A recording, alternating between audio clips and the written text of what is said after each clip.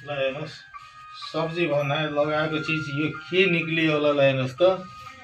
यसलाई सब्जी भन्ने या छेपारो भन्ने या गोही भन्ने ल हेर्नुहोस् त।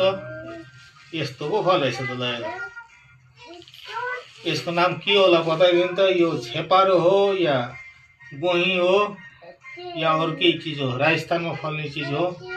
फल्न त हाम्रो नेपालतिर नि फल्छ। हेर्नुहोस्, ल एकखेर हेरेर बताइदिनु होला है। यत्र यत्र साँपरा छन्। हेर्नु, साँपराभन्दा ठुला पुछार छ यसको। ल हेर्नुहोस्, यस्तो पो छ त। माथि यत्रो पो बाल रहेछ। ल हेर्नुहोस्, ल र बाल फले के होला ल बताइदिनु त कमेन्ट गरेर। लाइक कमेन्ट गरिदिनु होला, सेयर गरिदिनु होला।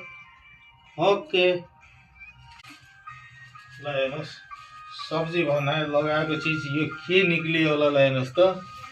यसलाई सब्जी भन्ने या छेपारो भन्ने या गोही भन्ने ल हेर्नुहोस् त।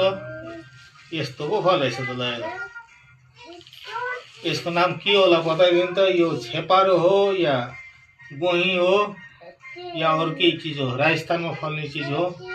फल्न त हाम्रो नेपालतिर नि फल्छ। हेर्नुहोस्, ल एकखेर हेरेर बताइदिनु होला है। यत्र यत्र साँपरा छन्। हेर्नु, साँपराभन्दा ठुला पुछार छ यसको। ल हेर्नुहोस्, यस्तो पो छ त। माथि यत्रो पो बाल रहेछ। ल हेर्नुहोस्, ल र बाल फले के होला ल बताइदिनु त कमेन्ट गरेर। लाइक कमेन्ट गरिदिनु होला, सेयर गरिदिनु होला। ओके।